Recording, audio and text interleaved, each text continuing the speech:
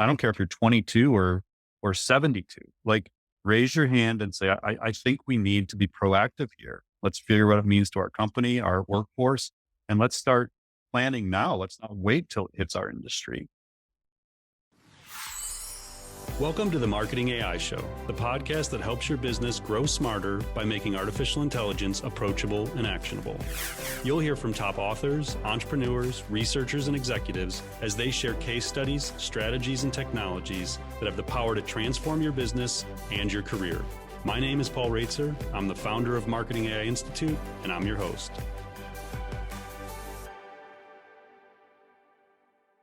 Welcome to episode 45 of the Marketing AI Show. I am your host, Paul Raitzer, along with my co-host, as always, Mike Foote, Chief Content Officer at Marketing AI Institute and co-author of our book, Marketing Artificial Intelligence, AI Marketing in the Future of Business. This is speaking circuit week for us. I am actually coming to you from Austin, Texas, a beautiful resort in Austin, Texas, where I'm talking about transforming the senior living industry with artificial intelligence. I also have a talk, I think on Friday in Charleston, South Carolina. A couple of virtual things too. And then Mike, you're at the Creator Economy Expo and Tuesday in Cleveland. Is that right? Yeah, Wednesday is my talk, but I'll be lurking around there throughout the week as I do other stuff. And then I leave Thursday for beautiful Punta Cana to speak to a network of agencies. Taking one for the team there. Huh? Got to go to Punta Cana for a week. It's tough. Yeah. Yeah. It's funny obviously the interest in AI has exploded. And so Mike and I have been keeping pretty busy with the speaking circuit. There's a week in June. I don't know how we're going to do the podcast that week. We might record, but Mike is in Chile and I'm in Romania and Italy, all within like a 3-day span. I think it is. So that'll be an interesting week for the podcast, but we'll figure it out. Maybe we'll do a best of or something like that. Yeah, that's one where you need to start getting virtual avatars for us to do it Seriously. while we're traveling. It's not bad. We could explore that synthetic version. Interesting. All right. Well, let's get into this one. So this episode is brought to us by the Marketing Artificial Intelligence Conference, MACON, which is coming back to Cleveland, July 26th to 28th. We just released the preliminary agenda last week. It's about 80% or so of the agenda is on there. We still have a lot of general session and keynote announcements to be made over the next month or two.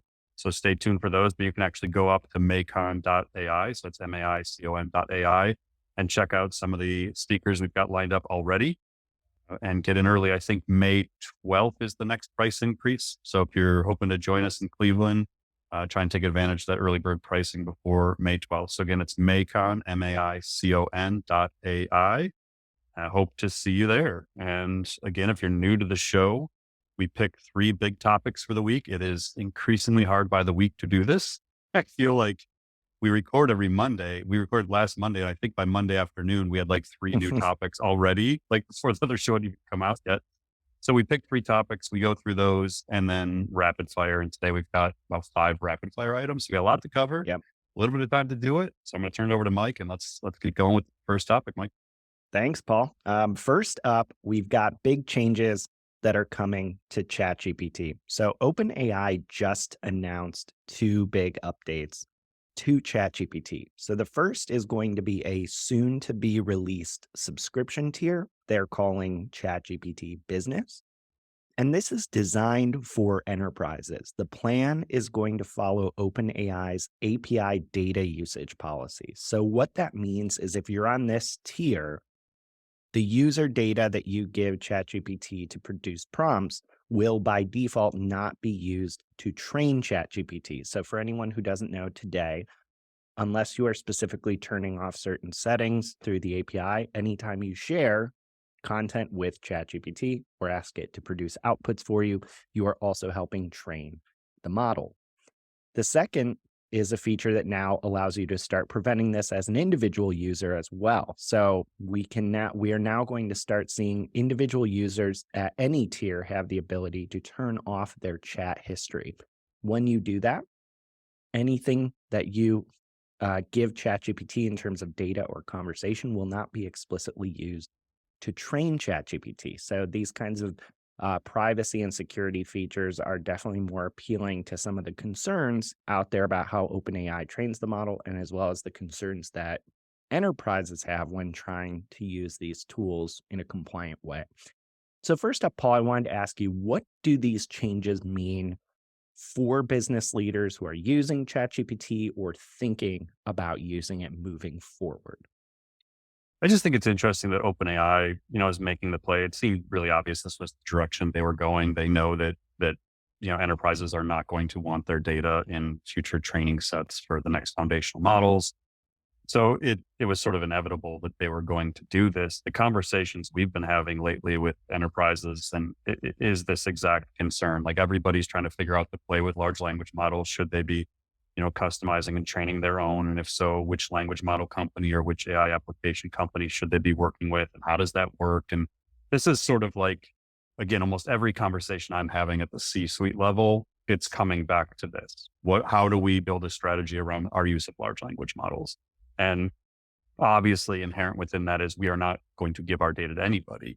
There was a crazy example. I think you and I traded this back and forth, maybe, but the guy on Twitter, we'll find the link and Mm, put it in here, who like patched in GPT-4 to his bank accounts and credit card, like gave it all its personal information, investing detail, so that it could help him find savings, like find anomalies and expenses in his credit cards and all these recurring costs. Because like still super utility, like great function, but in the process, giving all of his personal financial data to OpenAI, which it's like crazy. And yet, I know that a lot of people don't realize that's what's happening when they're putting their data into there. I was actually, I've had just in the last week, I had conversations with some attorneys who weren't aware of that, mm. and then some other industries where they may have people who are using these tools unbeknownst to the corporation and could easily be putting in meeting notes for summarization or things like that, where there's confidential information contained within them, asking it to summarize PDFs where you're cutting and pasting stuff into there. So there's all these uses. And I think the key takeaway for me is that, uh, again, if you're not aware, you have to be careful what information you put into these tools. You have to understand the usage of your data, how they're going to apply it, and to make sure it remains your confidential proprietary data. And I just think this is going to be something, a continuous theme we'll talk about on this show, because almost every enterprise I'm aware of is starting to realize they have to solve for this and trying to figure out what do they do? Who do they talk to? How do they move forward? Um, so yeah, and as someone who uses ChatGPT, um, the one thing I thought of is like, why do I have to turn off my like chat history? Like that's a really useful function for me is to, like see the things I've asked. Like actually what I want is a search function within my chat history. So I have like, dozens of these things I've done use GPT-4 to create. And like to find them is kind of hard right now. So I'm all constantly scrolling, but I like having that history there. I don't want to have to give that up just to like not have my data. But at the same time, that's probably the barrier they want. They want your Mm. data. So they don't want you to easily turn it off. So yeah, it just seems like the direction it's all going to go. And something for people to keep an eye on. So, given that, do you see this as leading to more enterprise adoption or usage of ChatGPT? Is it too early to tell? I would guess it at least puts them in the conversation. Again, if you're working in an industry like insurance or financial services or healthcare or, I mean, honestly, really any enterprise that protects its data and has a CIO and has security protocols and governance, and you're going to ask these questions regardless. Previously, OpenAI just may not have been a, a, a platform you would consider if they didn't have these protocols in place. So I think it's almost just like essential for them to be part of the conversation around corporate language AI strategies.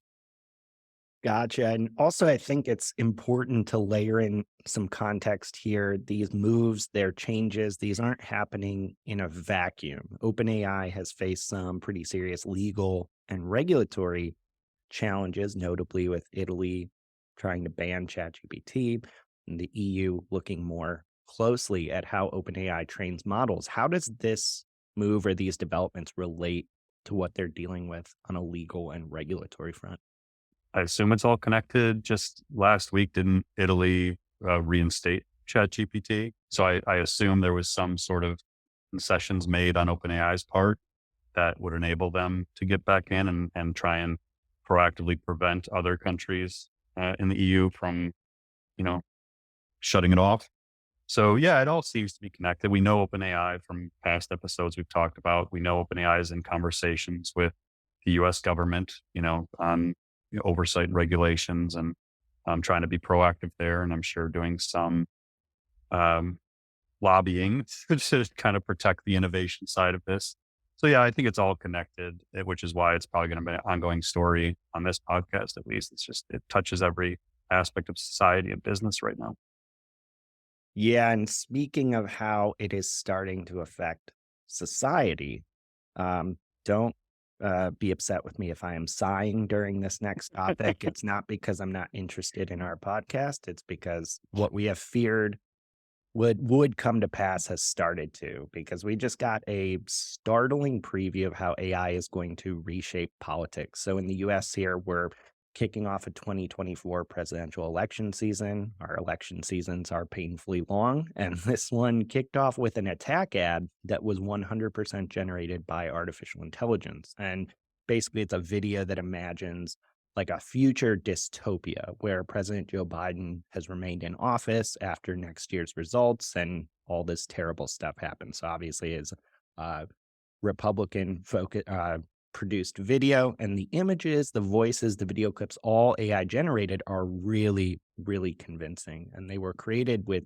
widely available AI technology. And they kind of foreshadow this election season where AI is going to be used by all parties and all actors on every part of the political spectrum to generate hyper realistic synthetic content at scale. And we'll talk about that a little bit here, because at the same time, I think because of threats like these and what else is going on, governments do seem like they are speeding up taking some type of action around AI. So lawmakers in the US and Europe both signaled this week that they're taking more aggressive action to regulate AI. For instance, in the US, we saw four major federal agencies, including the Federal Trade Commission and the Department of Justice, release a joint statement on their stance towards AI companies. And they made it very clear they would not treat AI companies different from other firms when enforcing rules and regulations. So they've come out with quite a strong stance saying, look, if you break the rules, you will face consequences, regardless of what technology you're developing.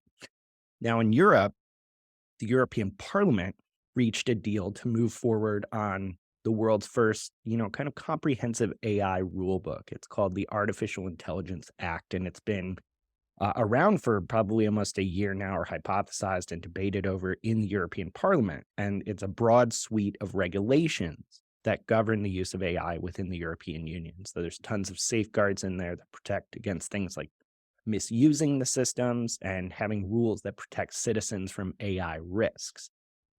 So there's a lot going on when it comes to how AI is impacting governments and society and how those forces are reacting. So, Paul, I know you had a pretty strong reaction to the political ad that was released this week. Can you walk us through your thoughts? Specifically, you had warned that despite how much of a hot topic AI is, that the average citizen still really has no idea that AI can create realistic synthetic media at a level of accuracy or scale that we're seeing today. Yeah, the thing that I took away, the ad itself isn't anything crazy. Like if you've been following along in this space, it's not like there was some breakthrough in AI, technology that generated some kind of creative output we've never seen before.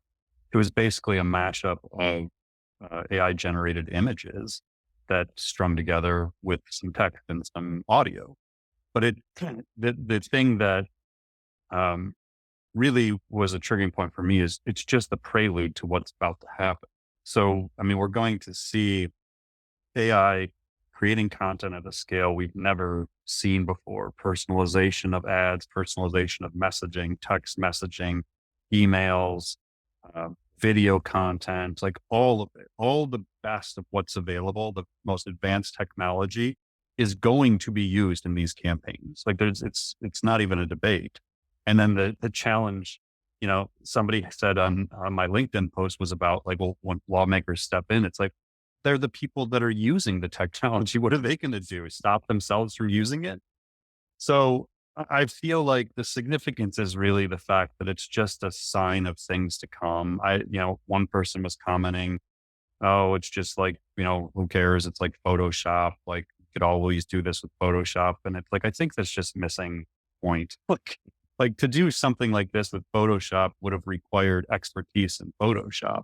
Do something like this in Midjourney doesn't require the depth of expertise. Sure, you need to know how to prompt it and stuff, but the average person can do this. And so the average army of people that are working for these campaigns can create almost endless amounts of this content.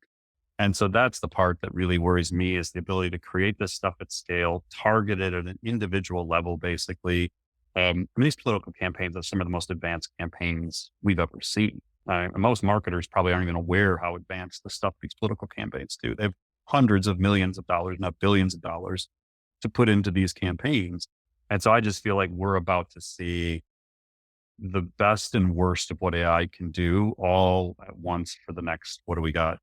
16 months, 17 months, whenever this election happens. Yeah. So we are about to get firsthand look at what this AI is capable of. And as you highlighted, my biggest concern is that the average US citizen has no idea AI can do this stuff. Like they're not going to know the difference. And that's a problem. Like there's a need for very rapid education because political campaigns historically, they do disinformation, misinformation, propaganda. It's by nature what politics is, but never at a scale like this, never with the ability to manipulate people, their emotions and their behavior the way that they'll be able to now. And that's what worries me about it. So it doesn't really seem like we're in a time where brands and businesses can totally stay out of politics. So, like, what, as a professional or a business leader, seeing where this is going and where AI generated content will soon be a norm in terms of what we are bombarded with and have to respond to as business people, like, what should business people be thinking about or doing to prepare for this? Honestly, at this point, I think it's doing their part to help educate society. Like I don't know how else to say it. Like, Hmm. I mean, you're going to start getting questions from family members and friends. It's going to be a topic of conversation. Like this is going to start surfacing. People that would never talk to you about AI are going to start asking you, like, you know how they did that deep fake thing, or you know what they're talking about with all this misinformation? Like, and you're going to be the one that needs to bring reason and understanding to the conversation. Mhm. So I think that if nothing else, it's just preparing yourself to help educate within your own company, but larger point within society, within your family, within your friends, just about what's happening, because it's going to be really hard to know what to believe. And I do think that in some ways, like sources of truth are going to be really, really important. Mm. Like if your family or coworkers are the kind of people who tend to believe what they see online, on Facebook, on Twitter, wherever they're getting their information, TikTok, there has to just be an increased awareness that what they're seeing may not be real and true.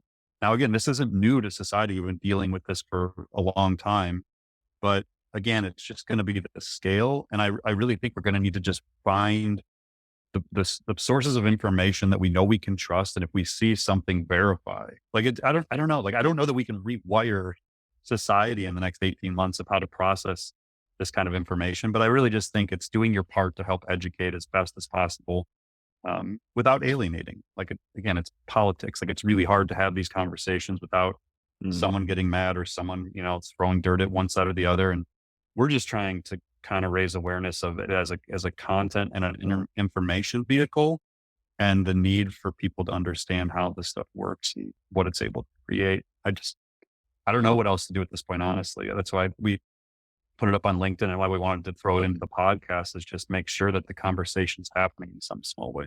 Yeah. So let's talk for a second about these varying government responses to AI technology out there. In the US, it seems like from what we've heard from the federal agencies that I just talked about, that we're moving towards essentially regulating AI by applying existing laws to AI companies, whether they're, that apply to non-AI companies as well. Whereas it seems like the EU is attempting to craft AI specific legislation. How do you view kind of the differing approaches here? Is there one that's better than the other, or? I don't know. Again, I think this is an important topic to surface. We've talked previously about the challenges of the AI Act within the EU and, the technical challenges of overseeing that, kind of governing once they have it in place. And we talked about kind of what appears to be lack of action from the US government. Mm. So I think it's an important topic. There was a Fast Company article that we'll drop in the show notes. That, they kind of brought up the point of that what you were saying, the US is going to try and kind of apply these existing laws where the EU is trying to get specific. And the challenge they said is like, it's going to get really hard to apply it to specific technologies, especially as this stuff scales and all these new technologies popping up and they have to keep applying new laws. So it seems like kind of more general guidance might be the better path here. Mhm. But, when I read the joint statement, so the joint statement was from the Consumer Financial Protection Bureau, Department of Justice, Civil Rights Division, the Equal Employment Opportunity Commission, and the Federal Trade. When I read it, I just felt like it was a lot of, okay, like, how are you actually going to govern this though? Like, Mm. it just seems like a blanket statement to just say, we're looking at this and we're aware, we're not going to let people get away with stuff with no real clear guidance of what that actually means or what actions they would take. So I'll give you an example. So in the joint statement, they say that these federal agencies are responsible for enforcing civil rights, non-discrimination, fair competition, consumer protection. So totally get this. Like, they don't want AI used in determining your ability to get home loans or jobs or like these things that are obvious. Like, okay, that makes sense. And the FTC doesn't want you to do false advertising. Sure. Okay. Like, I can see how these existing laws can govern that, Mhm. but it really starts to get kind of messy when you start looking at some of the specific areas. So like they say the FTC Act doesn't want to be able to use discriminating impacts or to make claims about AI that are not substantiated or to deploy AI before taking steps to assess and mitigate risks. Finally, the FTC has required firms to destroy algorithms or other work product that were trained on data that should not have been collected. Okay, so if we just take that paragraph, do not deploy before taking steps to assess and mitigate risks. So does this mean that the FTC Act is cool with how GPT-4 came to market?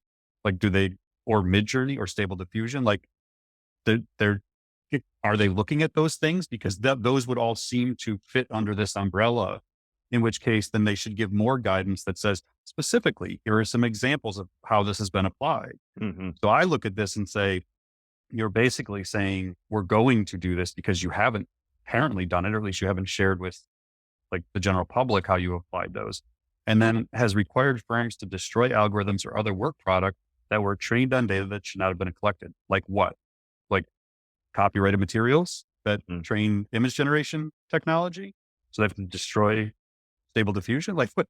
So that's where I'm saying, like, it's this sort of broad general statement that doesn't actually appear to have anything tactical behind it. Mm. And you can again go read the joint statement yourself. It's only 3 pages, but they get into 3 specific areas that again just sort of called to me like this is just this general guidance. So they have data sets, so automated systems that can be skewed by unrepresentative or imbalanced data sets. They have model opacity and access, talking about these things being black boxes. That's what generative AI is. Like they don't know why it's generating the words it's generating. Like, so all of this applies to this. Mm. This lack of transparency often makes it all the more difficult for developers, businesses, and individuals to know whether an automated system is fair. And then design and use, which is the developers do not always understand or account for the context in which private and public entities will use their automated systems. So I get it. My overall take here is I think it's good that the federal government is saying something. I don't feel like this is anywhere near as specific as the Copyright Office guidance from March 16th. I think to the U.S. Copyright Office's credit, they were very specific. in their Mhm. guidance, whether it's right or wrong, or whether it's going to have to evolve to allow some form of AI authorship. That's to be debated. But they put out very specific guidance, and then they announced listening sessions to hear feedback.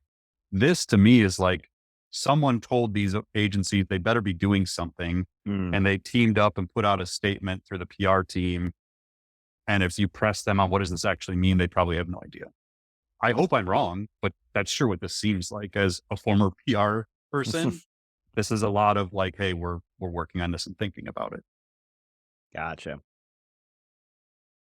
So, our third kind of big topic pulls together a few threads that we're seeing. And where we're getting to is that we're seeing that AI is having a really major impact on the profits, earnings, and business health of big tech companies, but it's not always the impact that maybe employees would like. And so here's a couple of data points to justify why I say that.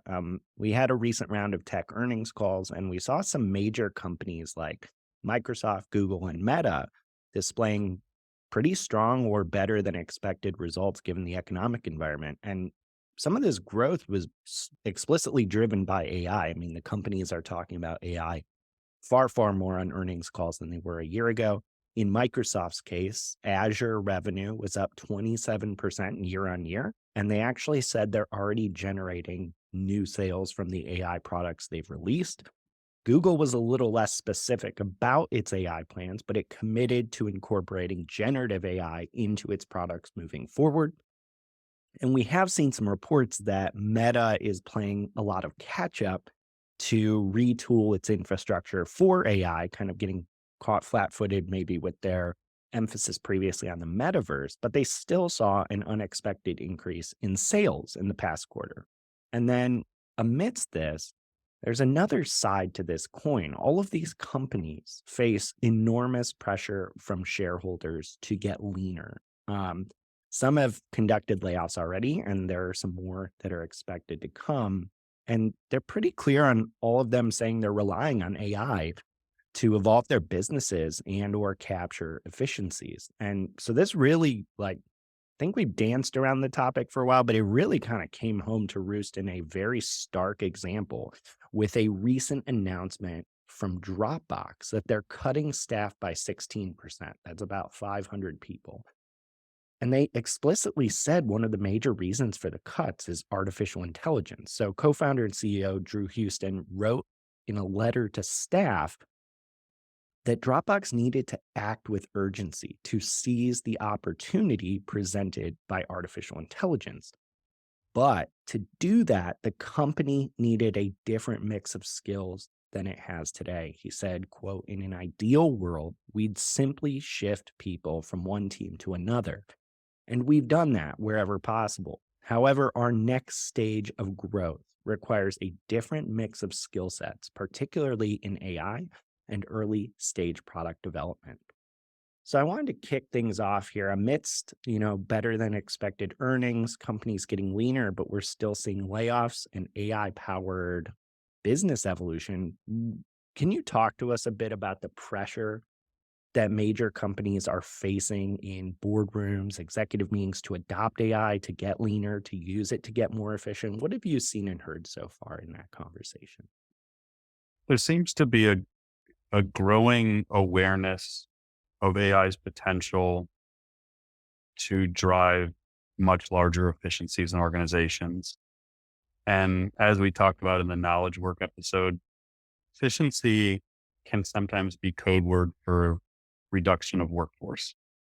So I I do feel that given conversations I've been having with some bigger companies, that there is going to be increasing pressure to find ways to be as efficient as possible for a lot of different reasons, as we previously covered at length in the knowledge work episode. But um, I want to say I understand there's a lot of like big challenges right now in AI. There's topics we talk about that aren't always optimistic and hopeful. Um, and I'm continuing to like think about what are the opportunities here, and The Dropbox example doesn't help because they're just like, we're just gonna get rid of these 500 people and Yeah. find people who can work on AI, basically. I don't think theirs is specifically saying we're going to replace these people with AI. Theirs is saying we got a lot of people who aren't contributing toward our advancement in AI, and we fell behind. So Dropbox, he said, like, we've been working on AI for years, but like we weren't where we needed to be, and we need people on board who can get us where we need to be. So I would say I'm optimistic that in a lot of industries, there's going to be time to figure out how to redistribute these workforces. Mhm. And there's going to be an effort to find roles and opportunities to increase output, to really do more with the time saved. I don't think SaaS is one. Like, this is the tech industry is it's gonna be brutal. Like that, there's just no way around this. I think there's going to be lots of middle management that are deemed unnecessary. I think there's going to be lots of developers who don't know how to build AI tools that are going to be expendable. And I just think it's going to happen so fast because the pressure on the SaaS companies in particular is so great. And I have talked with quite a number of SaaS companies in this space. Um, so I do think that the Dropbox example could happen. I think there's a lot of product teams at these SaaS companies who have no idea what they're doing with AI. Couldn't build a product roadmap for AI because they have no background in it, and they're scrambling to try and figure it out on the fly, and they don't go deep enough to actually realize the disruptive force it's going to have on their product roadmap. So I think SaaS, we're going to keep seeing these stories just one after another. We had Meta as the big example with 10,000 being laid off, but I think this is going to keep happening. And the other thing I think that's happening is these big companies like Google and AWS or Amazon AWS and Microsoft Azure, like they're trying to find markets for their technology. So if you think about, like a Google or a Microsoft or again, Amazon, for 20 years, they've been working on AI, but they just didn't productize it. Like it was mostly internal technology largely. And so now you're faced with this, reality of, wow, we got to turn this into products. Like AWS is an example. They have, in our book, we highlighted in chapter 1, they had like 30 or more pre-trained AI models. Like, so we wrote our book in late 2021, early 2022. And so we highlighted all these pre-trained models that live in these clouds, but none of them were things you or I could go use. Yeah. So like if we wanted to actually take AWS's personalization or content extraction or image recognition, you needed developers to help you build these things. And all of a sudden, fall of 2022 hit and ChatGPT emerged. And all of a sudden, like, we can just use these. It's like, we don't need developer friends. And so I think there's just so many variables happening, but those are a couple of the bigger trends that are going to impact this. So yeah, there's a lot of pressure though. I want to make sure we interweave senses of hope and optimism into these conversations. Yeah. And I do really think that there are going to be a lot of industries, maybe ones that are dealing with shortages of workers. So I'm thinking of even the senior living industry as I'm sitting here in Austin, Texas. They have a massive shortage of workers. Maybe AI is a help to that. And so I want to find the silver lining wherever we can. And I think there's going to be a lot of it. It's just right now that these negative things are sort of dominating the headlines. Well, in terms of that silver lining, it might be worth spending a moment on. If you're kind of new to this topic, you might be sitting here thinking like, well, I don't really know anything about artificial intelligence. I only know about my area of expertise. And it's like, to your point, that's a big opportunity because you don't need a PhD in AI to take what you're very good at and start applying AI to it and also understanding how AI is going to affect it. You have an opportunity potentially to be that person in your organization that sees where your domain of expertise is going in a world that's AI first. 100%. And actually, that's like a universal theme that I'll say when I'm giving my talks is everyone is sort of overwhelmed by this topic. Everyone's uncertain. Some people are very afraid of it and just want to ignore it. And you do have the chance to be someone in your organization who raises their hand and says, I want to figure this out. So we, in the the knowledge work episode, we talked about this idea of forming an internal AI council, using that council to build responsible AI principles, generative AI policies, figure out the impact on the organization. Be the person that starts that. I don't care if you're 22 or 72. Like, raise your hand and say, I think we need to be proactive here. Let's figure what it means to our company, our workforce, and let's start planning now. Let's not wait till it hits our industry. And so I think that's the opportunity. Again, if you're listening to this podcast, I get that there's a lot of topics and it's kind of heavy and it's not always super optimistic, but you can turn it into something optimistic if you take all this information and just move forward in your career and say, no, I'm going to figure this out. I'm going to help my team figure this out. So yeah, I think the best way to solve for this is to just be proactive with the knowledge you're gaining and do everything you can to achieve a positive outcome. I mean, that's what we're doing every day. It's like, Yeah. we could easily get discouraged by all of this news, but for me and Mike, it's just like, no, like, let's get this information to as many people as we can, and let's do everything we can to make sure it's done responsibly. And in the end, like, we can go to bed at night thinking we tried to make an effort to have a positive impact today on the industry, on society, whatever. And so I think if you do the same, you'll find hope in the information. I think that's really good guidance if I'm starting to think as a knowledge worker of how to start evolving. In terms of like a couple just really simple practical steps, do you have any recommendations? If I have little or no AI experience, like what should I be doing right this week?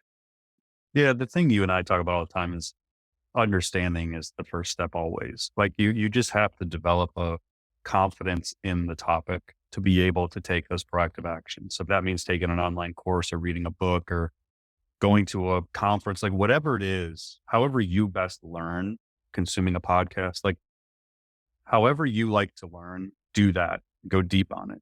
And you can do it in a week or two. Like, I'm not saying like spend the next 2 years on this.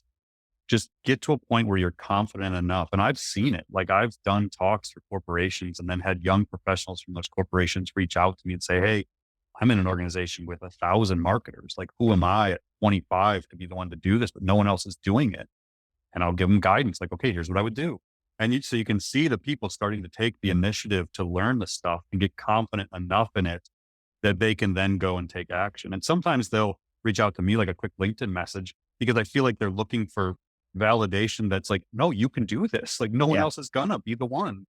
And I just like, maybe take, if you're fit into that, where you're sitting in these bigger companies and you're wondering like, could I really be the person? Yes, you can. And take this as like my one to many pep talk. You absolutely can be the person to do it. I had one of our listeners recently took one of our episodes, and then one source from the Washington Post and took it to actually activate change within an education system. And I was like, that was enough. Like, she needed something to go do. And I love hearing stories like that because it gives me hope that people are just going to be proactive and find ways to positively affect this. That's awesome. So let's dive into a few rapid fire topics before we wrap this up here. And the first one is we just saw Runway ML, which we've talked about many times on the podcast, a major leader in AI. They create a popular AI creative suite where you can do everything from edit and create video, images, etc. They actually just released their Gen 1 video to video generative AI model for mobile through the Runway iOS app. So you can literally now in your pocket have these stunning AI powered capabilities when it comes to creative. What did you think of this announcement? It's pretty cool. I downloaded it. You can create up to 5-second videos. They've got some template themes that you can apply to any like images or videos in your library. So you give it access to your photos and videos. And then you can just prompt it to create something. So, or that'll be in the Gen 2. Right now it's the video to video transfer. Yeah. I mean, so one of my issues with adoption of generative AI is having to be in Discord to do this. Like, I am not a Discord user, so I don't use Midjourney, and I just don't want to have to go there. I get that that's where people are doing it. So I think what Runway is doing is brilliant because it's getting rid of that barrier. Like, why do I have to go to Discord to use something? I just download an app or go to the site. And so I think the adoption of Runway will probably skyrocket. But yeah, it's really cool. Again, it's just experimental. Like, creating a 5-second video isn't life changing. You're not gonna, create your next trailer for your demo for your company with this stuff, but you get a sense of where it's going and what's going to be possible. So definitely download it, check it out. And again, they're not a sponsor. Like, it's just awesome tech that we use all the time. So next up, we saw that a major accounting firm, PricewaterhouseCoopers, has said it plans to invest $1 billion over the next 3 years, specifically to transform its operations with generative AI technology. And what's really interesting about the announcement is they say they plan to use AI to, quote, automate aspects of tax, audit, and consulting services. And they're also going to be using this funding to recruit more AI workers, train existing staff in AI, and potentially acquire some AI companies. And they're doing this all in partnership with Microsoft and OpenAI. This seems like a pretty big swing in that industry. What did you think? Yeah, they're not alone. I mean, the article says other accounting firms, including KPMG, Ernst & Young, are also investing in generative AI. TurboTax owner Intuit is building its own generative AI language model for financial management, trained on years of interaction with business customers. Like, just the continuing investment here. And I don't see any end of it. I feel like we're really just at the beginning stages of this evolution. You're going to see it in major consulting firms. We're already seeing it in major consulting firms. The part about the talent, interesting, like, where are you going to find this talent is my big question. So I do think that, and again, finding hope in all of this. Every company is going to need workers who understand AI and can guide it, human and machine. The human prompts the machine, knows what to do with the output. It can evaluate the output. Those people don't exist. Like, they're nowhere. So, I mean, we've thought about how do you scale up? Like, if you wanted to start a company and hire 100 people who knew this stuff, where are you going to find them? So I think that every organization is going to, that's serious about really becoming AI emergent, is going to be very aggressive in building internal education programs to evolve their teams to be high comprehension levels with AI so they can work with tools. Excellent. This next one was pretty fascinating to me. I know it caught your eye as well. A new study just came out that looked at whether or not an AI chatbot could provide healthcare answers to patients in a way that was as accurate and empathetic as a human physician. So to test this, basically the researchers tested both AI and physician written answers on a social media health forum. And they actually found out, at least in their study, that the answer was yes. The AI responses were actually preferred over the human physician ones, and they were rated significantly higher for both quality and empathy. What was your take on this study when you started reading about it? Two thoughts here. One, we are not by any means saying that AI is going to replace physicians, because, as we have said many, many times, large language models make stuff up all the time. Mm-hmm. So it's not like we are at a point where it's going to switch and AI chatbots are going to replace the need to interact with physicians. Physicians likely still need to be in the loop at all times when it comes to this stuff. So kind of a disclaimer here. The second is, it's one of the moments where I step back and realize that we talk about empathy being one of those uniquely human things. And then I started thinking about my life and realizing how horrible many humans are at being empathetic. Like, there's a lot of, I don't know if unempathetic is the right word here, but there's a lot of people who don't have a lot of empathy and can't even pretend to do it. They just don't. And the AI can do it every time. It can synthesize or simulate empathy. So what I could see is, again, this human plus machine scenario. There's lots of doctors who just have no bedside manner. Like, they're just terrible at it. And I could see an AI agent that's like, make this more empathetic, is like a feature in the language model. So it's like, okay, I'm responding to this patient via email or private message, whatever. And then there would be a add empathy button, and it would almost simulate what an empathetic human would say. So when you think about just overall across society, how many people you interact with each day that you feel have high degrees of empathy, and there's gonna be a lot of people where you're like, no, that they don't fit that category. AI could help add empathy. And I don't know that that would be a bad thing. Like Right.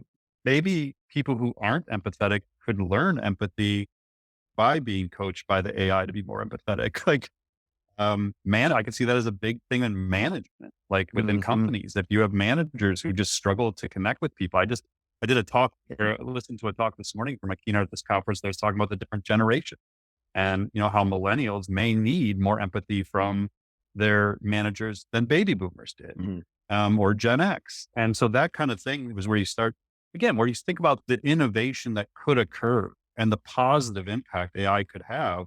You start to think about, I mean, maybe there is a AI for empathy tool to be built that lays over all this other stuff and just teaches humans how to be better humans. Yeah, It's doable. I think somebody should build that actually. If you do, let me know. Will happily support that idea. that's awesome. So we also got another major fundraising announcement in AI this week. So Replit, which we've talked about before, is an AI-powered software development platform, and they just announced an extension to their previous Series B fundraising. And so they are now valued at $1.16 billion. And in this latest extension, they raised a little over $97 million. And they've specifically stated the funds are to do two big things: expand their cloud services and build their lead in AI for software creation. As part of their platform, they have Ghostwriter, which is an AI powered coding copilot, essentially. So I know you followed Replit for a while, Paul. What was your take on seeing this amount of money being raised? Yeah, we've talked about them a couple times before. This company is no joke. I mean, there's just some AI companies that I just feel like they're going to be major players in the future, and Replit is one of them. I mean, I met Mhm. their co-founder and CEO Amjad. He's brilliant. He grinded for 10 years building this company before anybody cared. Moved from Jordan to build it in the US. Like this awesome story of entrepreneurship and perseverance. And their mission is like to create like a billion developers. Like Yeah. I was just scanning if I could find what he tweeted about it, but they're trying to democratize coding, basically, the ability to build apps and companies. And so I just feel like they're going to play a major role in the explosion of innovation and entrepreneurship. And I don't think anybody's aware of that yet. Like in the business world or in the tech world, like they're sort of just coming on the scene, and this will be a bit of a coming out party from, achieving that unicorn status, the $1 billion plus valuation. A Yeah. lot more people are going to pay attention to what they're doing. But them and like Runway, we talk a lot about. We talked about them earlier, Descript. Like there's just some of these companies that probably fly under the radar for most business leaders Yeah. that I just feel like you're going to hear a lot more about in the future. And yeah, just pay attention to Replit's really cool stuff. All right. We saved a big topic for last Yeah. year and a very recent development as of the time of recording this podcast. Jeff Hinton is one of the godfathers of modern artificial intelligence. And for the last decade, he has worked at Google to help them lead in AI. Well, that ended this week with a bit of a bombshell because Hinton just quit Google. And he says he specifically quit because he wants to speak up about AI risks. And he told our friend Cade Metz at the New York Times that he fears major companies are no longer developing AI responsibly. And he also thinks AI is going to cause some very major issues by things like we just talked about, the generation of fake media and job loss. So, Paul, am I right in saying this is a pretty big deal? Yeah. If you haven't read Genius Makers by Cade Metz, just go read. Like you will understand the significance of Jeff Hinton to modern AI, deep learning, everything we're seeing with image and language generation. A lot of that can be attributed to the work of Jeff Hinton over the last 40 plus years. So read Genius Makers by Cade Metz, follow this story, follow Jeff Hinton. He tweets very rarely, maybe a couple times a month. I have alerts set up for any time Jeff Hinton tweets, so I know what he tweets. And that's how I actually saw this this morning. So just, yeah, I would follow this story and I would listen to what he has to say. Um, there's very few people alive who know more about AI than Jeff Hinton does and what's possible and the near and long-term implications of it. So I would pay attention and I would read Genius Makers by Cade Metz. And we'll put in a bonus show notes. I interviewed Cade Metz for our 2021 Marketing AI conference. We did a fireside chat about Genius Makers, and that video is available on YouTube. So we'll post that interview in the show notes where we actually get into the story of Jeff Hinton. It's awesome. And the interview with Cade was one of the highlights of running a conference for me for the last 4 years. Fantastic. Well, I think we've covered just a few major topics today. Paul, as always, thank you for your time and insight. It's incredibly helpful to unpack what's going on in the world of AI. Yeah, and safe travels on the speaking circuit. Maybe we'll see each other sometime in May. Yeah. I feel like we're just going different parts of the world at all times. I'll probably run into you back in Cleveland. I'll be back for a day or two before I head to the next talk. So I think I might be at your talk on Wednesday. So yeah, I'll see you soon. And Okay. to our listeners or viewers on YouTube, again, all these podcasts are published on YouTube as full videos as well. So if you'd rather see our faces and my dimly lit hotel background today, you're welcome to check us out on YouTube. But yeah, we hope to meet more of you at MACON in July. Like we'd love to see you at the conference. And I've had a lot of chance in recent months to interact with podcast listeners at the events I've been speaking at. We'll come up and say to listen all the time, and it's awesome. So definitely, look forward to hopefully meeting more of you in person. Don't hesitate to reach out to Mike and I on LinkedIn. We're both pretty active there. And until next week, we'll talk to you then.